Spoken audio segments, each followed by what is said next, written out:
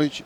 Obrigado por nossa plateia aqui. Eu sei que nós estamos competindo com um horário meio ingrato, né? A festa já começou.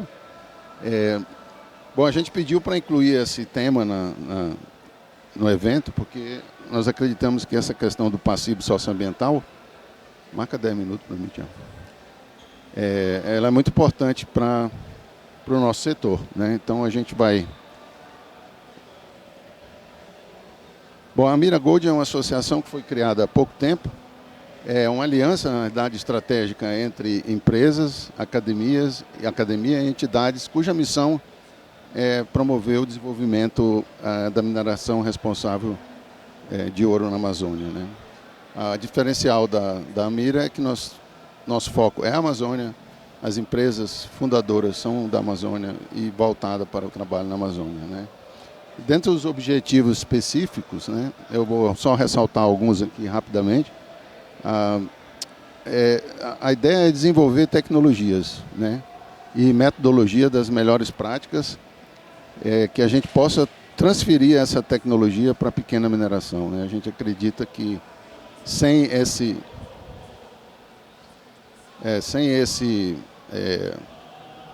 essa possibilidade, a gente não vai mudar a realidade atual da pequena mineração na Amazônia. A gente entende também que a mineração não é uma atividade sustentável de longo prazo, e a gente, mesmo sendo uma atividade de pequeno porte, a gente acredita que há a possibilidade de desenvolver projetos na área socioambiental que seja voltado para a melhoria dessas comunidades, criando alternativas econômicas sustentáveis. Nós precisamos incentivar mecanismos eficientes de rastreabilidade.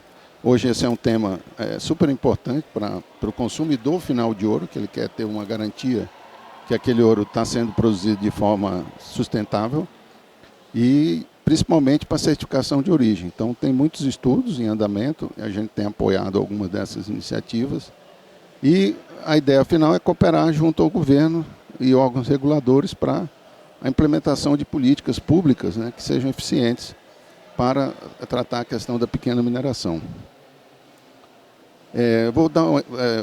Por ser uma primeira apresentação, eu vou apresentar alguns dos cofundadores dessa associação. A primeira delas é a Biotech Amazônia. A Biotech Amazônia é um centro de inteligência em bioeconomia, né, que ela promove o uso sustentável da biodiversidade estadual. Ela tem sede em Belém. Ela tem aproximadamente 50 pesquisadores associados, e a ideia da biotech é transformar o conhecimento científico em aplicações práticas para atender demandas específicas do mercado de trabalho. Um dos exemplos e uma vez desenvolvida a tecnologia, essa pode se tornar um negócio viável. Um exemplo aqui é esse selo vegano, que é o único no Brasil, né, e principalmente na região norte, que ele atesta a qualidade de produtos sem origem animal, né? É uma rede de laboratórios que faz essa análise de produtos alimentícios, garantindo a origem vegana. Isso atende algumas fatias de mercado. Eu vou dar um exemplo aqui. Por exemplo, esse selo hoje está dentro essa é uma empresa chamada Gaudens.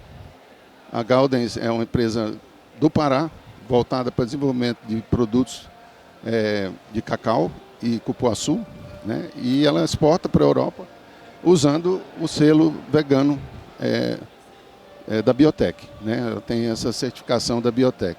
Só um exemplo, existem outros exemplos que eu não vou poder falar. E recentemente a Biotech, entendendo a complexidade da Amazônia e a possibilidade da mineração ser um vetor de desenvolvimento, está criando um selo chamado selo Green Gold, onde a ideia é garantir, né, a origem da produção do ouro a partir de fontes de maneira ética e sustentável. É um selo que vai dar ao consumidor final essa garantia, né, e permitir a rastreabilidade do ouro desde a sua origem até ao seu consumidor final. O outro parceiro cofundador é a RF Engenharia, também uma empresa local, baseada em Paraopebas.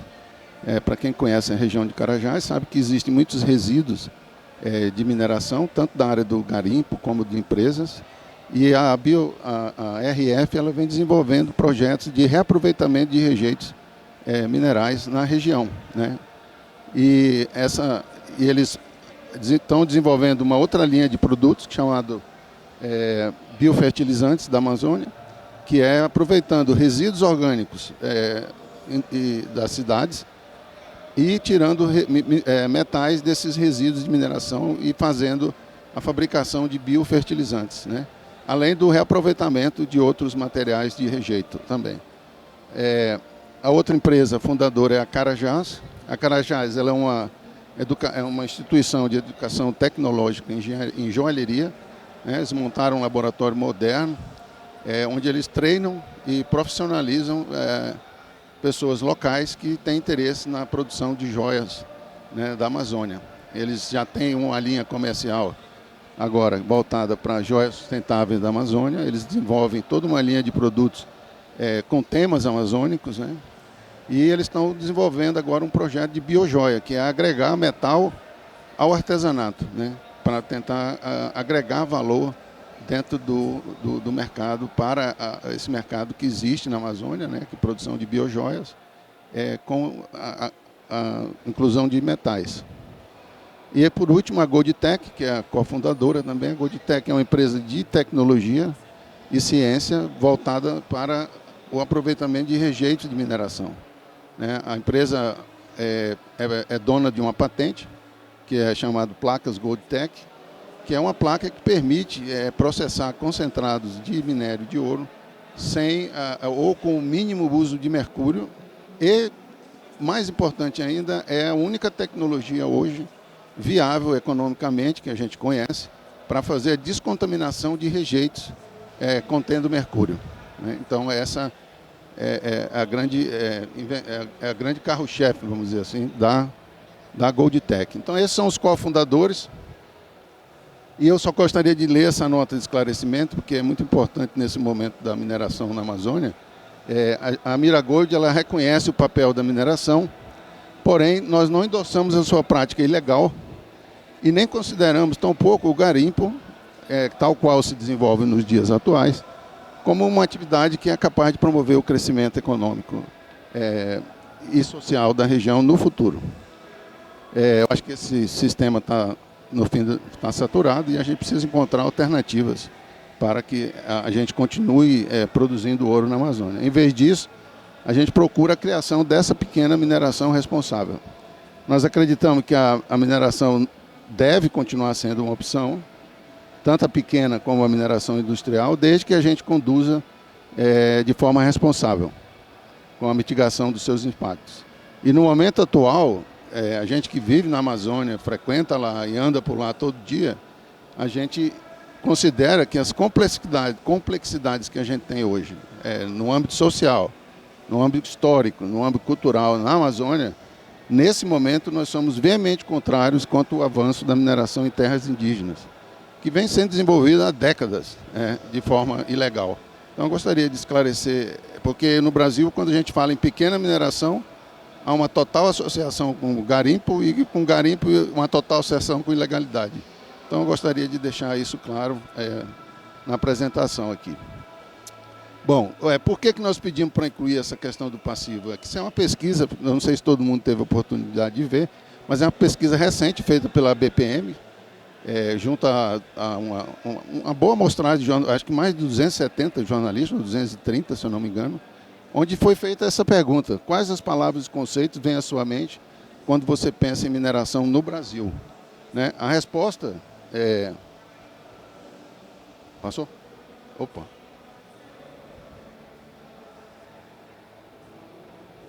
Como é que volta aqui? Mais uma para trás. Então, essa é uma resposta. 72% dos jornalistas disseram que a primeira coisa que vem à mente quando fala em mineração é impacto ambiental. E depois, em segundo lugar, é conflito com comunidades. Então, isso mostra como que a mineração está sendo vista, ou percebida, vamos dizer assim, pela nossa sociedade, do modo geral. Mas não é somente uma percepção, né? Essa percepção ela já permeou muitos órgãos, muitas instituições no Brasil. Eu vou mostrar aqui só, isso aqui não é novo, foi na criação da ANM, já se havia, o Ministério Público Federal já havia identificado que os empreendimentos mineradores, na opinião dele, violam ou violaram os requisitos ambientais mínimos. Os planos de fechamento de mina não possuem uma consistência e nenhuma robustez. Eles não são analisados com profundidade técnica pela ANM, que se limitam à verificação cartorial. Aproveitamentos dos resíduos é uma necessidade para que se promova e na época, o Ministério Público disse que precisaria apresentação de garantia para o fechamento de minas. Então, essa percepção é geral, né? Está na sociedade, está dentro dos órgãos ambientais. Então, a gente achou que seria importante a gente tratar desse tema aqui na mineração. Eu vou passar ao Tiago. O Tiago vai...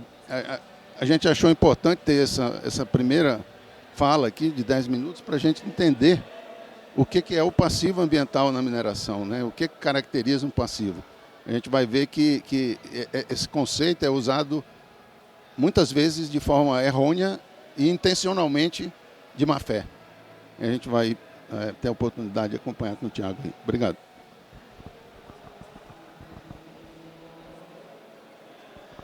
Bom, boa noite. É um prazer estar aqui com vocês. Vocês me escutam bem? Todo mundo está me escutando bem? Quero primeiro agradecer a Brasmin a oportunidade de estar aqui e falar sobre um tema tão importante e principalmente ao convite da Mira Gold. E o Paulo estava comentando bem sobre a questão de uma pesquisa que foi feita para a definição de impacto, quer dizer, a pergunta que foi feita foi o que vocês entendem como mineração, né? E dois dos temas que mais se destacaram foi impacto ambiental e impacto nas comunidades. E aí, o que caracteriza um passivo ambiental na atividade minerária? Bom, aí eu queria voltar um passo atrás e falar primeiro a definição de impacto ambiental, né? Num conceito amplo, impacto ambiental refere-se a qualquer alteração no meio ambiente resultante de atividades humanas que possam causar efeitos negativos à biodiversidade, saúde humana e qualidade do solo, água e ar. E aí a gente tem os impactos, né, tanto de poluição ambiental em água, desertificação, degradação do solo, desmatamento e, claro, possíveis impactos ambientais em áreas preservadas. E aí é importante trazer outros conceitos. O que é um dano ambiental? Existe uma definição técnica? Existe. Dano ambiental é um prejuízo efetivo ao meio ambiente que gera obrigação de reparação. Ou seja, aconteceu, precisa reparar. E tem um outro termo que está sendo bastante mencionado agora, que é a degradação socioambiental. Ou seja, o dano ambiental e muitas vezes correlacionando com a sociedade, com as comunidades, né? E aí principalmente também afetando o modo de vida das populações, incluindo comunidades ribeirinhas e comunidades tradicionais. Bom, e aí faço uma pausa breve aqui para falar, né? Nessas duas imagens, o que representa um passivo ambiental? Então a gente tem aqui, nessa imagem da direita, Carajás, que é muito conhecido por todos, né, na mineração, pelo menos de imagem, e uma imagem em Peixoto Azevedo, no Mato Grosso. É importante comentar que a escala é a mesma nas duas imagens, né? E o que a gente poderia caracterizar aqui como passivo ambiental? Bom, não sei se eu perguntasse de um por um, o que cada um caracterizaria. Mas no conceito para o meio ambiente, passivo ambiental são um conjunto de impactos ambientais negativos acumulados ao longo do tempo por atividades humanas que ainda não foram tratados ou remediados. Nesse sentido, essa imagem aqui não pode ser caracterizada como passivo ambiental. Isso aqui está em plena operação, isso é um empreendimento. Já nessa imagem aqui, a gente consegue observar uma série de resquícios da atividade humana que foram largados, né, e precisam ser tratados. Isso é um passivo ambiental, tá? Uma outra imagem, para ficar claro, que muitas vezes a gente vê na mídia, né, colocam, por exemplo, uma barragem. Essa barragem está em operação, é um exemplo só, mas está em operação no Brasil. Ela tem controles ambientais, medidas de remediação para possíveis passivos e impactos ambientais. E esse é um empreendimento que está em operação. A gente não pode caracterizá-lo, ou não deveria caracterizá-lo, como um passivo ambiental, né? Já nessa imagem da minha esquerda aqui, a gente vê uma área que está em preservação ou reabilitação e uma área abandonada, com um passivo ambiental, que precisa ser tratado.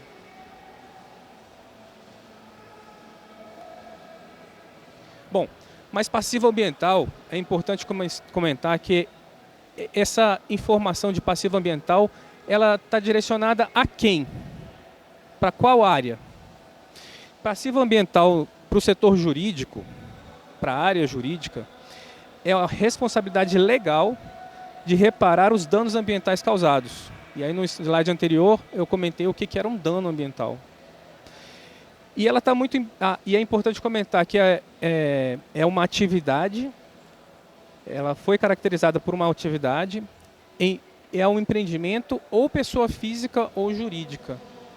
E ela está bem caracterizado na legislação, na Constituição Federal, no artigo 225, nas leis de crimes ambientais e, por exemplo, na resolução CONAMA. Esse é o conceito de passivo ambiental para a turma do jurídico, para a turma do jurídico das empresas, para toda a área do jurídico. E para o controle financeiro, incluindo a parte financeira das empresas, como que é visto isso? Então, é preciso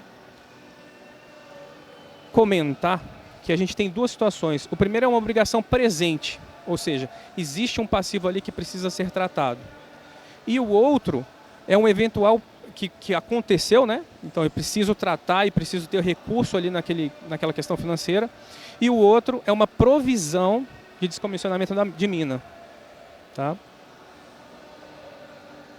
Bom, então eu comentei sobre o que é passivo ambiental do ponto de vista da área de meio ambiente, da área jurídica, da área financeira e para esses organismos internacionais, ONU, OCDE e Banco Mundial, né? É importante falar que é um legado negativo, ou seja, é um dano ambiental, um legado negativo deixado pelas atividades econômicas. E aqui o que mais me chama a atenção é o enfoque que esses organismos dão, que é um enfoque que é uma responsabilidade intergeracional. Ou seja, não só nós temos que tratar, como se ficar, as gerações futuras precisam tratar. Tá? Essa imagem aqui, do meu lado, essa imagem aqui, ela demonstra uma área, né, entre Haiti e República Dominicana. E ali a gente tem, do lado esquerdo, a produção do PIB do Haiti e da República Dominicana. Então, uma área onde você tem recurso para fazer remediação e a República Dominicana tem a preservação, e uma outra área onde você tem um passivo ambiental.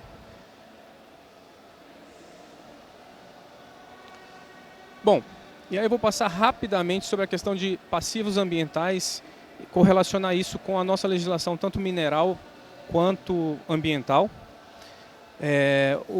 A que mais me chama a atenção na regulação mineral é o Código de Mineração de 67, que é a base, né, da legislação até hoje, vem evoluindo, mas essa é a base, continua válida.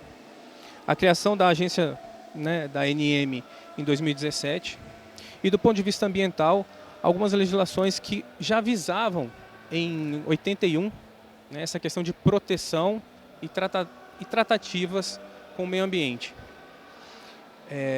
A 6938, que é de 81, a resolução CONAMA 237, de 97, e a criação de leis, e a criação, né, da Lei de Crimes Ambientais, que é a 9605. E aí aqui eu chamo a atenção, né, porque ela estabelece sanções administrativas e penais, corroborando inclusive com o que eu falei para a questão jurídica, né?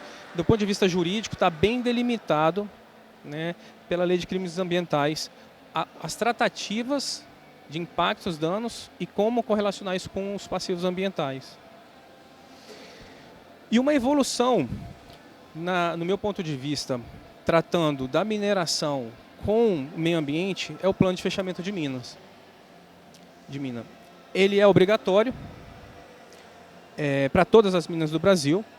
Ele precisa ser revisado e atualizado, geralmente a cada 5 anos, ou desde que aconteça uma mudança significativa na unidade, no empreendimento. E a resolução, né, da ANM 68/2021 é um exemplo dessa norma, que trata especificamente, e é uma evolução do que já vinha sendo falado. E é justamente uma união entre o órgão ambiental e mineral para tratar, ela estabelece requisitos e diretrizes para elaboração, aprovação e fiscalização dos planos de fechamento de mina. Tá? Bom, caminhando já para o final, né, eu comecei com a pergunta, né, o que eu poderia caracterizar como um passivo socioambiental na atividade minerária? E o que me chega mais próximo é a conta não paga, deixada pela atividade, que exige uma intervenção para reabilitar, compensar e garantir a segurança e bem-estar das gerações presentes e futuras. E um exemplo que eu vejo que está caminhando para mitigar isso é o plano de fechamento de minas. E aí o que a gente escuta muito são exemplos de passivos ambientais na mídia, mas ao mesmo tempo tem o relatório executivo de 2024 da FEAM, que traz várias imagens e processos de fechamento no estado de Goiás, de situações onde, se não fosse tratada, seria considerado como um passivo ambiental. E hoje já não é mais um passivo ambiental. Tá? Bom, era isso. Obrigado. Vou passar para o Paulo, para ele fazer a próxima apresentação.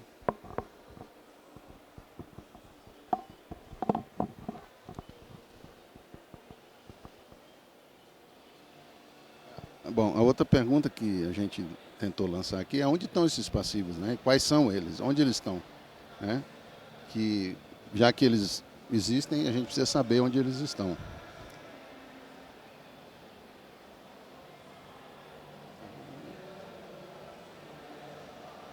Será que você consegue mudar aí?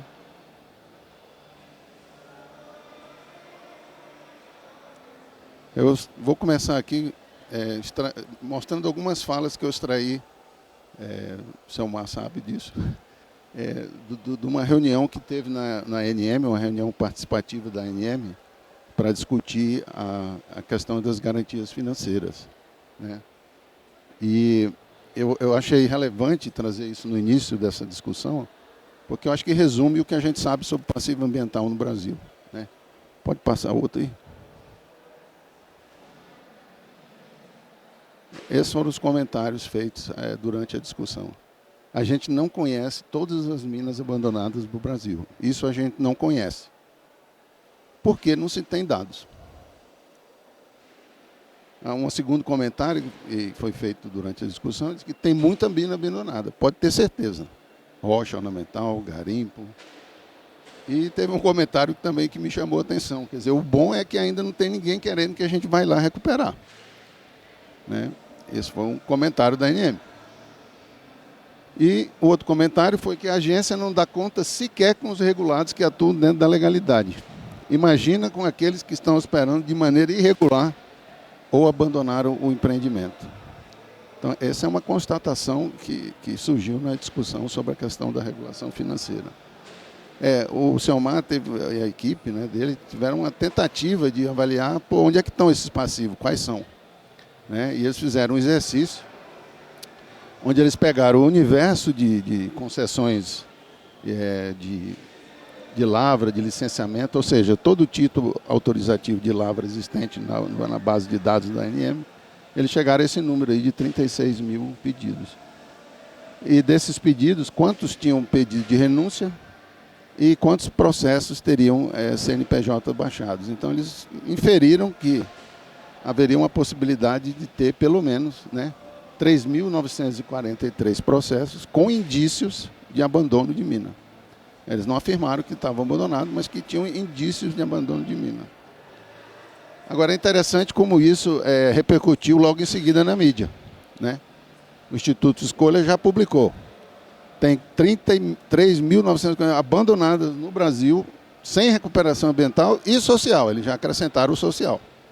E aí, isso repercute rapidamente na mídia, né? Então, o Brasil hoje, oficialmente, na mídia, tem 4.000 minas abandonadas, sem recuperação ambiental. Então, é como a gente como é que a coisa circula, né? Um trabalho técnico feito com muita... Claro que lá nas entrelinhas está mencionado, mas na manchete, e 90% da gente hoje só lê as manchetes, né? Então, o que fica na cabeça da população é isso. É só para dar um exemplo dessa recuperação. Então, voltando, eles também fizeram uma análise de qual que seria o tipo de concessão que estaria ligado com esses CNPJs baixados. Então, principalmente licenciamento e concessão de lavra e 11 pedidos apenas de lavra garimpeira, né, baixados nessa análise da ANM. E quando a gente olha a distribuição por substância, a gente vai ver que quase 80% ou mais corresponde realmente ao setor de agregados, de areia e outras que são usados na parte de agregados. Então, essa é uma constatação que a maioria dessas áreas consideradas com potencial abandono estão ligadas à extração de rochas ornamentais, argilas, areias e outros, né? Eles fizeram uma análise também onde estariam esses processos, Minas Gerais em primeiro lugar, né? E aí eu fui olhar Minas Gerais um pouco mais de detalhe para ver se haveria algum suporte dessa ideia de 367 minas. Então, a FEANJA vem desenvolvendo esse trabalho há muito tempo. Acho que é um dos poucos órgãos que eu pude constatar que desenvolve esse trabalho, né? E eles chegaram a um número aí de 520 minas potencialmente abandonadas ou paralisadas, né? Então, a maioria é paralisada, né? 401 minas, e realmente em situação de abandono 119 minas. Então, não está muito distante daquele número que foi encontrado no exercício ali da ANM anteriormente, né? E confirma realmente que a maioria dessas minas paralisadas ou abandonadas estão ligadas a materiais de agregados, ardósia, areia, argila, gneiss, granito, quartzito. E em Minas Gerais, acredito, não só tem nenhuma mina de ferro abandonada.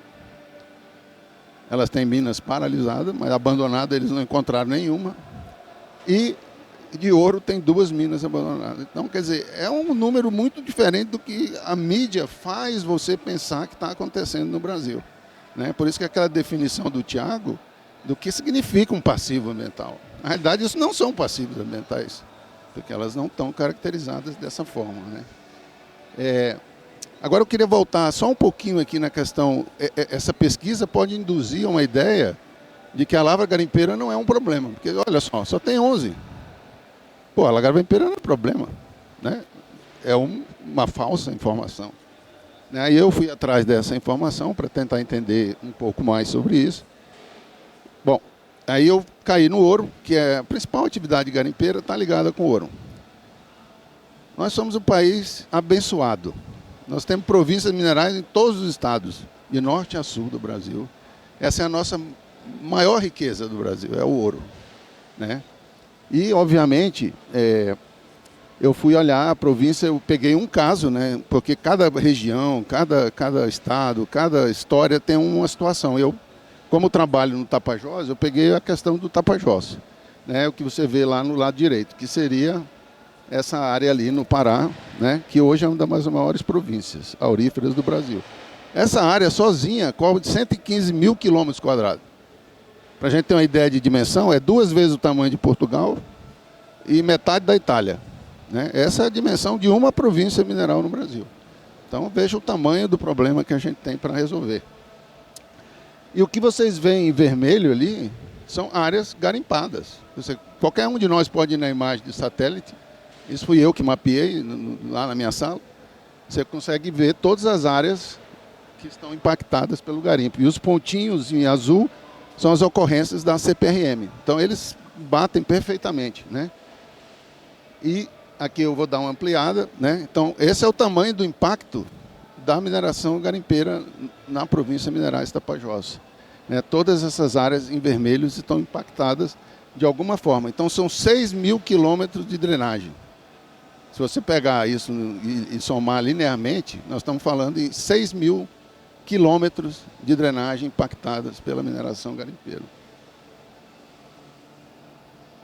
E, na realidade, são 2 milhões e 300 mil hectares, quase 2 milhões e 400 mil hectares, com títulos ou requerimentos de lavra garimpeira que se superpõem a essa área de certa forma. Isso é um painel, uma fotografia do momento. Se você for ver histórico, né, você vai obter... Isso é atualizado com o banco de dados de ontem, da ANM. Aí você volta para a Amazônia Legal e vê onde estão os pedidos de lavra garimpeira, a gente vê que nós temos hoje 17 milhões de hectares onerados por título de lavra garimpeira ou requerimento em praticamente todas as províncias auríferas da mineração da Amazônia. Então esse é o tamanho, mais ou menos, do problema que a gente tem com relação a esse tipo de título autorizativo, né? É um impacto significativo na Amazônia. E nós pagamos a conta por isso. O setor paga a conta por isso. Por essa existência dessa atividade que é entendida pela sociedade e por todos nós como mineração, né? E aí você diz, e as empresas que trabalham legalmente dentro... Então, esse é o mesmo impacto se você considerar a concessão de lavra. Nós temos 2 minas operando naquela região. A uma foi aberta ano passado e a outra é uma mina subterrânea pequeno porte chamada Palito. Né? Então, não existe impacto da mineração industrial na bacia do Tapajós. Né? Se você vê os projetos que ainda estão por vir e que estão sendo desenvolvidos nesse momento, esse seria o tamanho da área impactada pela mineração industrial. Né? Você tem esses projetos, os nossos projetos ali estão representados pelo São Jorge, Boa Vista e outros. Nós estamos na fase de licenciamento. Então, esse é o tamanho do impacto onerado pela mineração industrial. 72 mil hectares, ou seja, 3% da área da província Tapajós. Então, alguma coisa está errada. Né? A gente precisa pensar o que nós podemos fazer sobre isso. E agora eu passo para o Tadeu, que ele vai falar um pouco sobre o que nós pensamos o que seria esse passivo ambiental nessa área. Né? Obviamente, a gente não podia abraçar aqui tudo. Né?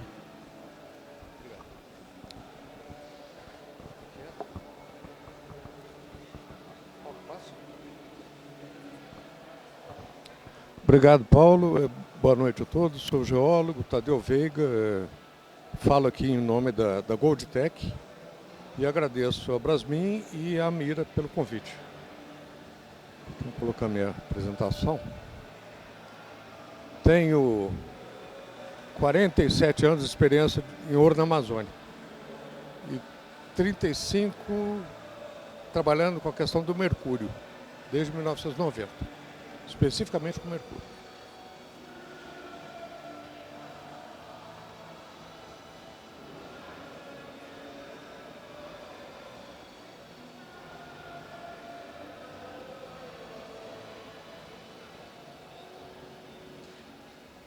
Tá aí.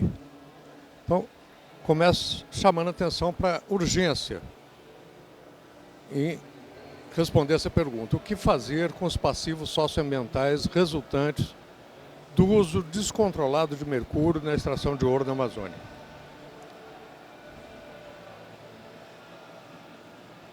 Como o Paulo já mostrou, falar de ouro na Amazônia é falar também de produção informal, muitas vezes ilegal.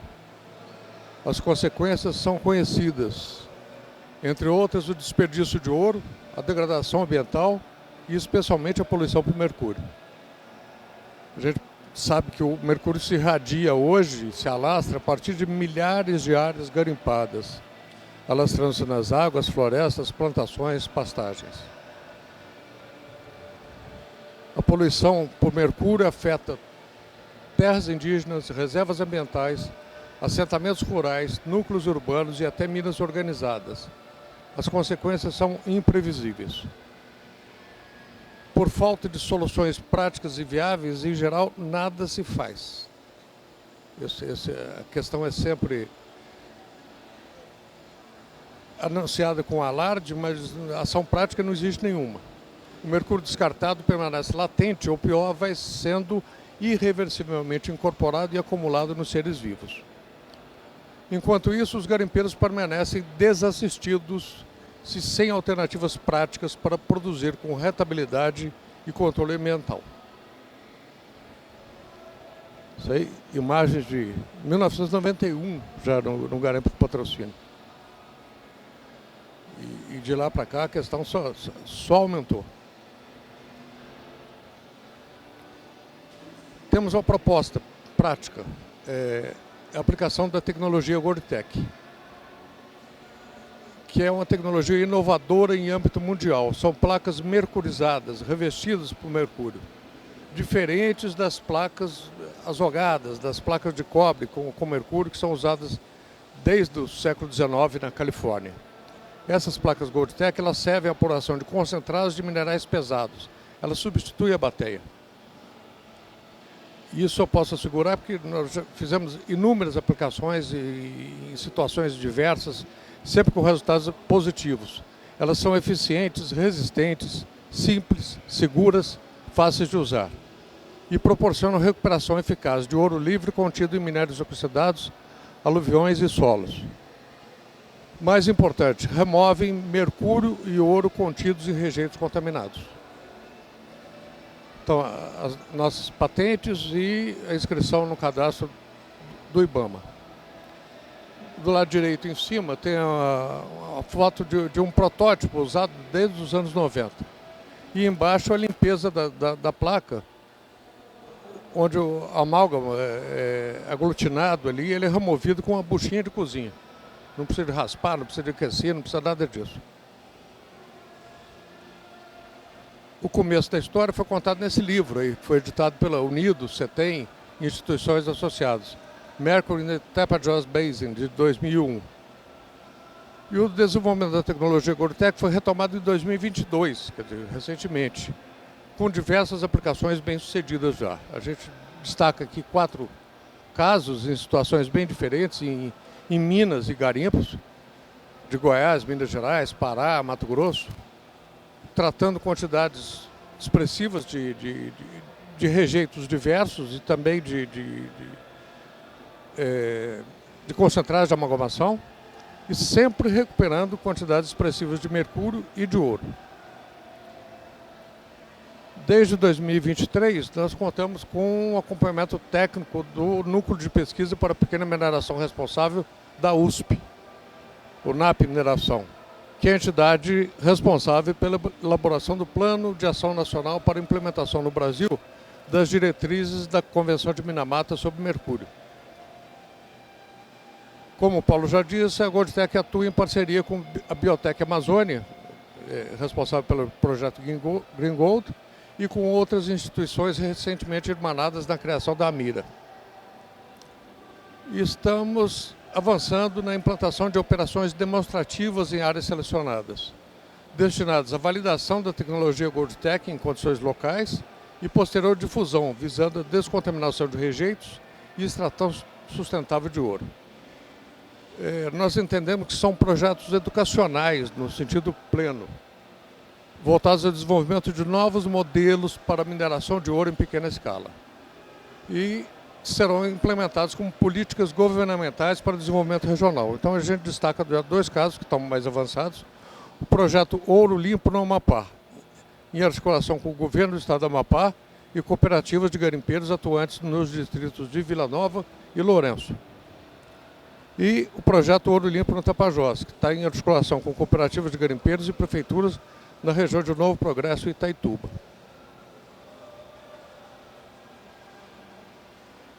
Os projetos têm foco na formação de competências locais, que eles é que serão os agentes efetivos da transformação cultural que se pretende.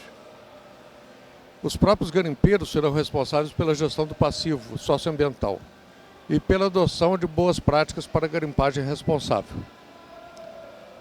Entendemos que o uso do mercúrio nos garimpos de ouro não é apenas uma questão técnica, mas é, antes de tudo, um problema socioeconômico, com barreiras históricas e culturais que precisam ser consideradas na construção de soluções duradouras.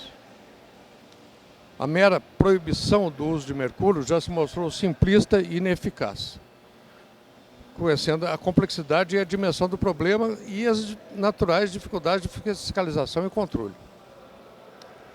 Alternativamente, o que a gente espera na implementação das operações demonstrativas é evidenciar as vantagens da tecnologia GoldTech em relação aos demais sistemas em uso na garimpagem de ouro, com efetiva eliminação da contaminação por mercúrio. Essa foto de cima é de março de 2023, uma operação experimental num garimpo lá na região de Cachoeira do Piriá, no nordeste do Pará, sob acompanhamento já do NAP da USP. A gente entende que, em resumo, a aplicação da tecnologia GoldTech vai propiciar, primeiro, a descontaminação de rejeitos e o uso controlado de mercúrio, em quantidades mínimas, em atendimento aos preceitos da Convenção de Minamata. A possibilidade de transferência de uma tecnologia inovadora, simples, segura e rentável, com ampla capacitação de pessoal local. A regularização ambiental da mineração de ouro de pequena escala. Junto com o selo Green Gold, a rastreabilidade do ouro e a obtenção do certificado socioambiental. E a melhoria da percepção geral da sociedade brasileira e internacional sobre a mineração no Brasil, especialmente sobre o garimpo. Junto com isso, o aumento da atração de capital para investimento na cadeia produtiva do ouro, incluindo a agregação de valor à produção joalheira na Amazônia, que o Paulo já se referiu também. Aí estão referências desde 1997 do trabalho que a gente vem fazendo,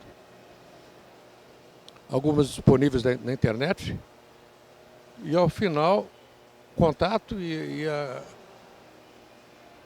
a manifestação da permanente disposição da GoldTech para colaborar com as instituições, empresas e empreendedores dedicados ao equacionamento da problemática do mercúrio e a construção de novos caminhos para a mineração responsável de ouro na Amazônia. Muito obrigado. Obrigado, Tadeu. Agora a gente vai passar a última apresentação do Selmar. Por favor, Selmar. Fica à vontade aí para se apresentar também. Bom, boa noite a todos. Meu nome é Selmar, sou engenheiro de Minas da Agência Nacional de Mineração e, na realidade, estou aqui substituindo o diretor Roger Romão Cabral, que por uma agenda lá no Ministério de Minas e Energia não pôde fazer a apresentação, que seria ele o responsável, tá? Vou falar um pouco sobre garantias financeiras, e que é, na verdade, a regulamentação do inciso 3º do artigo 13 da Lei 13.575, que foi a lei de criação da agência. O enfoque do projeto Garantias Financeiras, que a ANM está trabalhando já desde 2020, foca especificamente na questão do abandono de mina. Durante muito tempo, as minas vinham sendo abandonadas sem uma preocupação com esse comportamento. Com o aumento da produção mineral e a geração de passivos ambientais como resultado, tá? Hoje em dia seria essa uma opção inaceitável, embora o abandono de minas ainda venha ocorrendo hoje. A identificação de diferentes graus de riscos ambientais já resultou de diversos estudos em nível mundial sobre a questão desses passivos. E muitas minas, inclusive, já ingressaram como elemento do patrimônio industrial mineiro em alguns países, inclusive no Brasil, né? Quais seriam as causas do abandono de minas, as principais? Vou dar um relato bem breve aqui. As causas principais seriam fatores econômicos, restrições socioambientais, a interrupção da execução da lava por qualquer razão, falhas institucionais dos órgãos de controle, a indisponibilidade de recursos financeiros por fechamento adequado e monitoramento, e em razão do comportamento atitudinal do minerador, né, do regulado. E quais as consequências que resultam do abandono? a formação de minas órfãs, ou seja, aquelas que não tem mais responsável pelo fechamento, minas sem fechamento ou com fechamento inadequado e sem o monitoramento, a geração de passivos, com impedimento, inclusive, de usos futuros dessas áreas, impactos à segurança do ponto de vista físico, químico e físico-químico, a eventual existência de recursos minerais não aproveitados ainda nesse processo, né?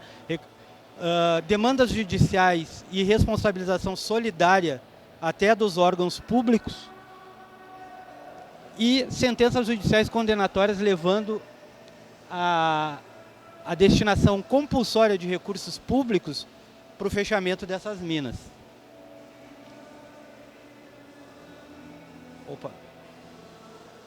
Então, esse projeto ele entrou na agenda regulatória da ANM desde 2020 e recentemente, pela resolução 191 de 2024, ela tem o cronograma de desenvolvimento até 2026, 2025 e 2026, coincidente com a agenda regulatória. Em vários países já existe algum tipo de instrumento regulatório que adota a garantia financeira para o fechamento de mina. Quais são as premissas? A interação e a sustentabilidade da mineração em relação às consequências ambientais e socioambientais do não fechamento adequado, conforme já foi abordado. E os objetivos dessas garantias financeiras? Estimular o minerador a práticas proativas para o correto fechamento da mina, assegurar a cobertura ao encerramento adequado e seguro dessas áreas e salvaguardar a sociedade ante eventos que suscitem aí a inadimplência da mineradora, ou seja, se houver o abandono, acaba a responsabilidade pela recuperação da área, pela reabilitação na União, né? Vários países, então, como eu falei, já existem garantias financeiras. E aí nota-se, nesses países, uma alta conformidade da execução dos planos de fechamento de mina para aqueles que têm já garantia financeira instituída.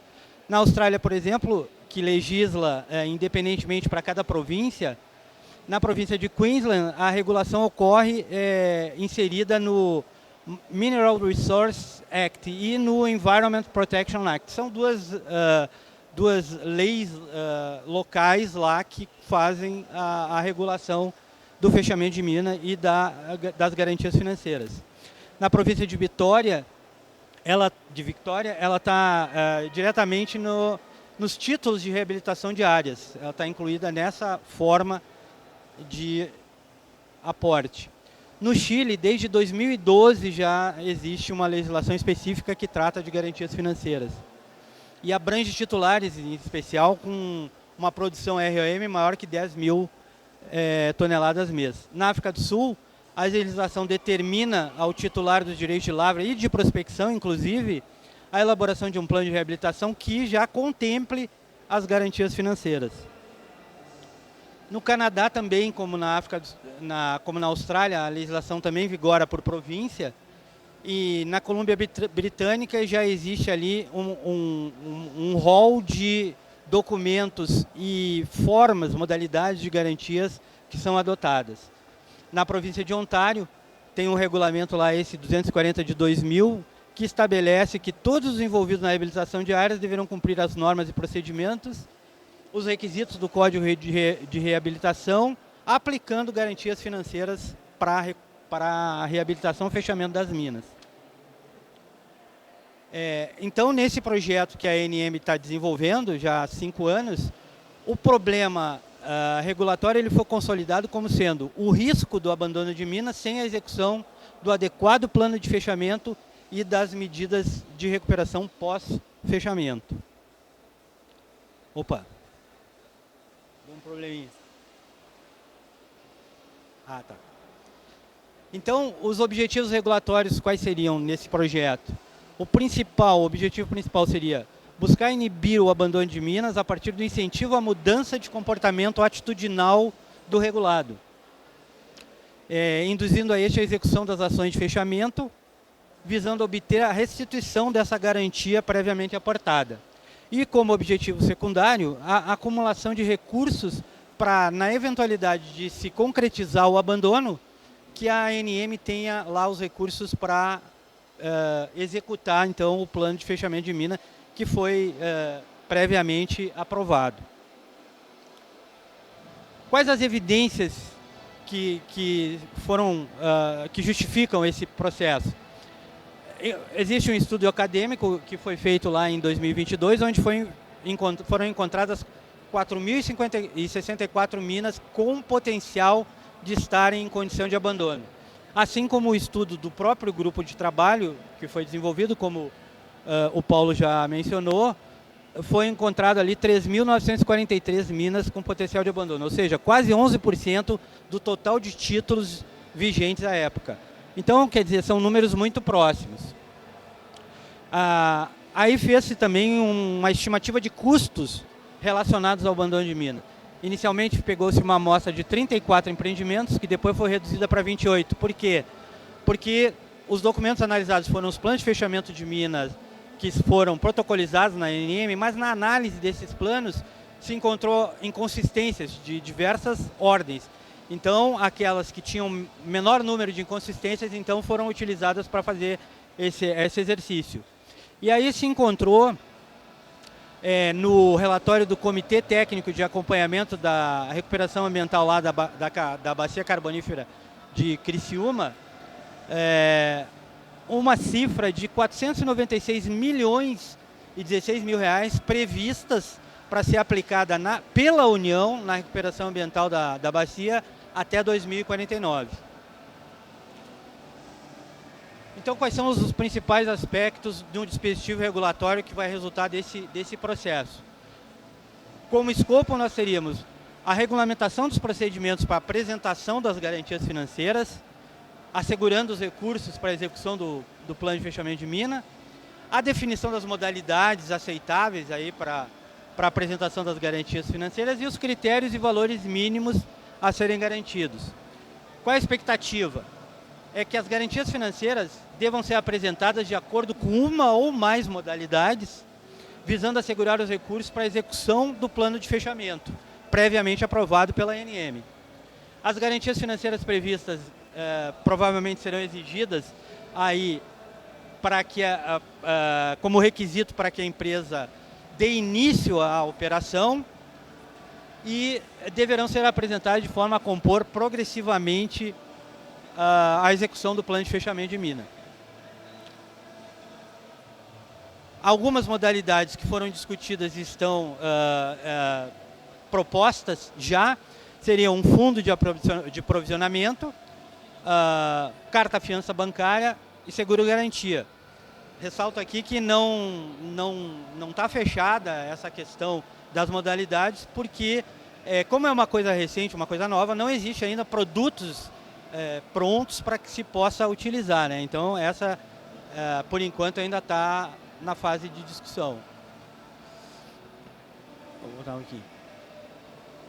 Os aspectos principais seriam a forma de executar essa garantia financeira no momento em que for caracterizado o abandono, a partir do descumprimento do PFM, a não renovação das garantias, a interrupção não autorizada das operações, substituição das modalidades de garantia e falência sem execução total do PFM.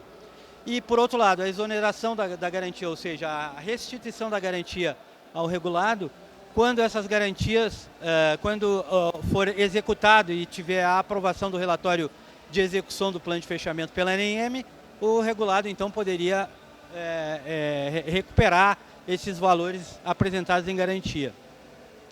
Mas tudo isso de acordo com o que está previsto hoje na Resolução 68 ou numa norma que venha a substituir a Resolução 68, que inclusive já está em análise, em trabalho na ANM. Aí nós teríamos alguns desafios para a implantação efetiva dessa regulação, que seria o seguinte: para o setor regulado, nós precisamos do engajamento do setor regulado, dos atores.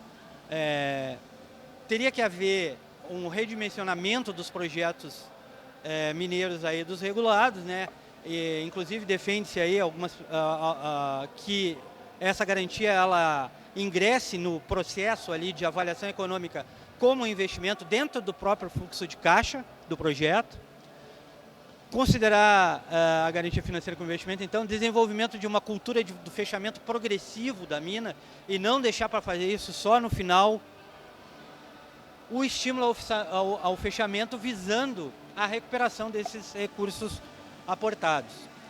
E os principais desafios para a ANM seria a validação desse instrumento regulatório dentro do arcabouço legal, a criação de indicadores de monitoramento preferencialmente quantitativos, o controle da restituição de garantias financeiras com a execução progressiva dos PFMs, a avaliação das possibilidades de contratação de certificação, estabelecimento do protocolo de aplicação de uma análise de resultado regulatório, pelo menos depois de um prazo de 3 anos, a identificação de formas de acompanhamento e fiscalização do resultado envolvendo setores específicos da agência, a padronização e estruturação de bancos de dados para a gestão dos planos de fechamento de minas, do fechamento de minas em si, desenvolvimento de sistemas informatizados para abordagens analíticas da qualidade e custos apresentados nos planos de fechamento de mina, lembrando que nos países que eu citei já existem calculadoras próprias para fazer esses cálculos, inclusive da garantia financeira, a estruturação da ANM para a gestão dos recursos gerados, que servirão de base para o dimensionamento das garantias financeiras, e a capacitação do quadro funcional para lidar com os processos, com a formulação dos processos de trabalho. Então, como conclusão, nós teríamos, já foram encontrados, uma carência de normativos legais e infralegais que tratem de garantias financeiras. Não existe no ordenamento jurídico brasileiro alguma coisa disso. Agora, já recentemente, em Minas Gerais, já existe lá uma lei estadual que trata mais especificamente do descomissionamento de barragens. A necessidade de regulação por incentivos para inibir o abandono de minas, a redução do número de passivos ambientais decorrentes do abandono de minas é um resultado que depende desse processo de aporte de garantias financeiras, é uma das formas de reduzir esses passivos. A necessidade de instrumentalização da ANM para gerir, controlar e fiscalizar e executar as garantias financeiras. Mas, assim, o tema garantias financeiras não se esgota com esse estudo e nem com essa palestra, muito menos, Ele está ainda em discussão. E aí a outra conclusão que se chegou é que a IR, até o momento, ela já é suficiente para uma tomada de decisão consistente por parte da diretoria. Bom, era isso que tínhamos. Desculpa aí ter passado do tempo, mas foi bem resumido.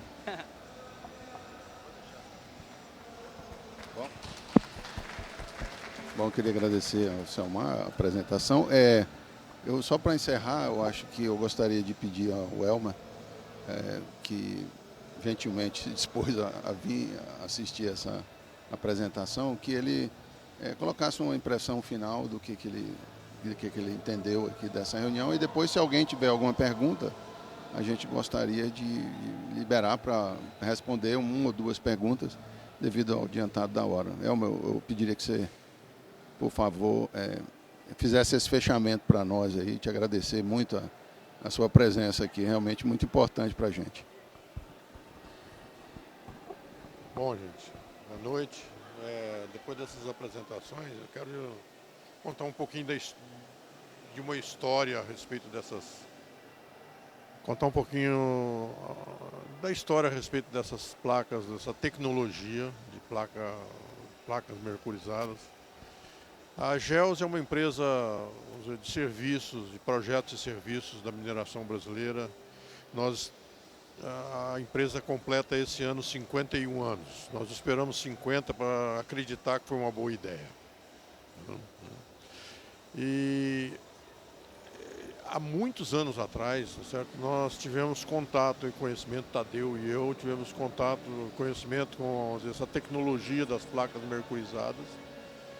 E a gente iniciou um trabalho com o pessoal da Goldtech para poder desenvolver, vamos dizer, não apenas, vamos dizer, o uso das placas mercurizadas, tá certo? Mas também o desenvolvimento de produtos para mineração destinados a placas, a recuperação de ouro e mercúrio principalmente. A ideia naquele tempo era não usar as placas mercurizadas apenas como elas são, vamos dizer, como uma superfície retentora de ouro, mas utilizá-las em equipamentos que pudessem trabalhar continuamente nas plantas, sem necessidade de paralisação da operação para limpeza. Esse é um projeto que ainda está em pé, mas não foi realizado. Quer dizer, a tecnologia é absolutamente sensacional, é a única no mundo, quer dizer, capaz de utilizar, certo, o mercúrio como, vamos dizer, um capturador de ouro e de mercúrio, sem risco de contaminação ambiental e com segurança, vamos dizer, tecnológica bastante elevada, né? Os testes que estão sendo feitos cada vez mais comprovam essa qualidade e a necessidade de se encontrar, quer dizer, uma tecnologia capaz de iniciar pelo menos um processo de descontaminação das principais áreas de rejeito de garimpo na Amazônia. Quer dizer, 6.000 quilômetros de drenagens degradadas do Tapajós, eu passaria isso para quase 10, entendeu? Eu acho que é um pouco mais do que isso. Mas se vocês considerarem a situação, por exemplo, das áreas indígenas, né, intrudidas com garimpo, fazendo um trabalho devastador, certo? Não apenas com relação ao meio ambiente, mas também com relação à cultura e o ambiente de vida, tá certo? Das comunidades indígenas. Então, o desenvolvimento vamos dizer, desses trabalhos que estão sendo feitos agora encontraram um rumo. Quer dizer, a parceria com a Biotech, a parceria com a ANM, a parceria inclusive com agentes internacionais que também estão trabalhando nesse assunto, certo? Apontam para uma solução, tá certo, bastante satisfatória para o caso do uso do mercúrio. Fala-se muito, por exemplo, em banimento do mercúrio, já está banido já, né? Mas se nós fôssemos banir todas, vamos dizer, do uso humano, todas as substâncias nocivas à saúde e ao meio ambiente, nós teríamos que começar pela gasolina, pelo carro, pelo avião, enfim, né, por um conjunto principalmente, hoje usamos gasolina, quer dizer, o meu tanque de combustível do meu carro é uma bomba ambulante, né, ele pode explodir, mas nós controlamos, quer dizer, faz parte da resiliência humana, faz parte do desenvolvimento social da humanidade, habilitar o uso de substâncias perigosas. Começou com o fogo, começou com a água, né, avançou por várias outras substâncias ao longo do mundo, ao longo da história, certo? E banir é uma solução inadequada, com certeza, porque ninguém consegue fiscalizar a Amazônia, só para saber se baniu-se ou não o mercúrio do uso do mercúrio. O que você tem que encontrar é uma tecnologia que seja possível ser usada, certo? Com o mínimo risco, né, do mercúrio. Certo? O mercúrio é eficientíssimo na recuperação de ouro. Não tem nada mais eficiente do que o mercúrio, a não ser que você partir para uma concentração química. Mas o mercúrio é super eficiente, por isso ele é resiliente, não sai da rota nunca, tá certo? Se ele não fosse eficiente, não estava sendo usado mais. Então, quer dizer, aprender a usar é uma coisa absolutamente importante. A placa mercurizada responde a uma boa parte dessa questão. Quer dizer, precisa banir? Não, precisa controlar o uso inadequado, certo? Mas precisa aprender a usar. Eu acho que hoje, vamos dizer, esse grupo que está trabalhando nessa questão está procurando ensinar uma forma adequada e eficiente de uso do mercúrio na recuperação de áreas degradadas e também, por que não, na produção da pequena e média empresa.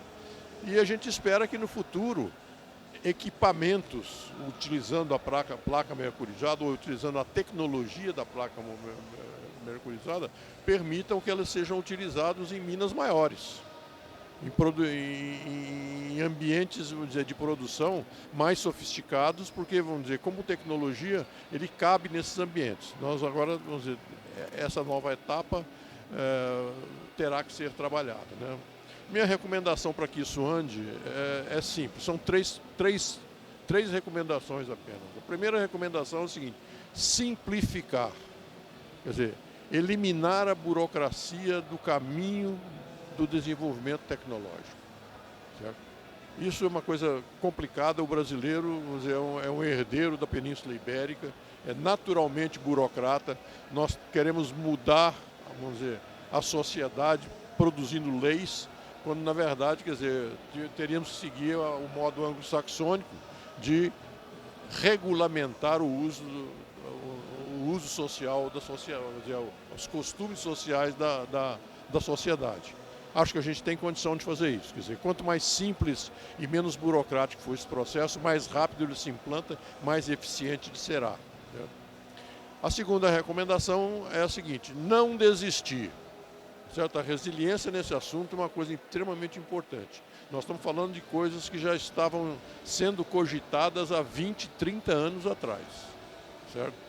Então, se você não for resiliente, não acreditar que isso é uma solução e colocar energia e paixão nesse negócio, certo? Demora mais a sair ou talvez nem saia.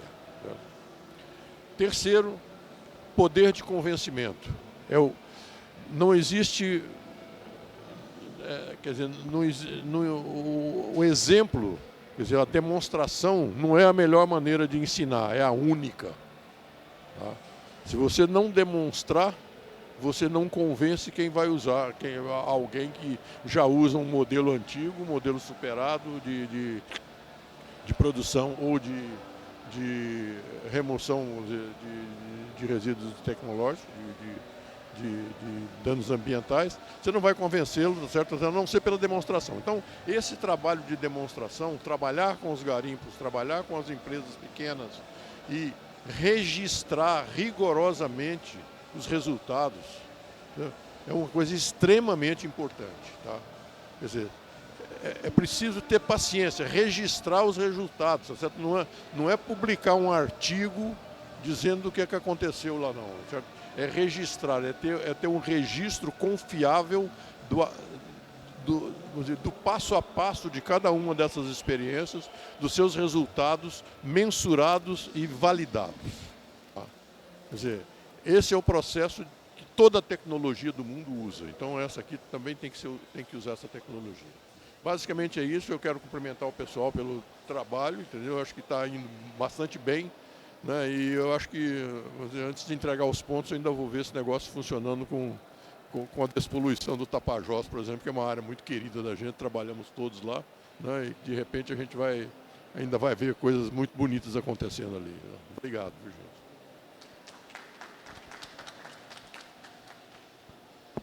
Obrigadão, Elmer. Se alguém tiver alguma pergunta, por favor. Se não tiver, eu vou agradecer. E se vemos na próxima, né? Eu acho que esse que é o objetivo aqui. Selmar, muito obrigado por ter tirado seu tempo. Tiago. Opa! Eu só gostaria de dar boa noite aqui, agradecer a oportunidade de estar aqui e parabenizar pelo painel. Acho que ele deveria ter sido mais cedo. O tema que foi abordado aqui ele é de relevância e precisava ter mais gente assistindo. Então, se tiver uma outra oportunidade da gente colocar um outro painel desse, até em outro evento, para atrair um público maior, eu acho que vale a pena e parabéns. Parabéns a todos. O trabalho está muito bom. Mais alguém? Não? Tá ok, então, muito obrigado.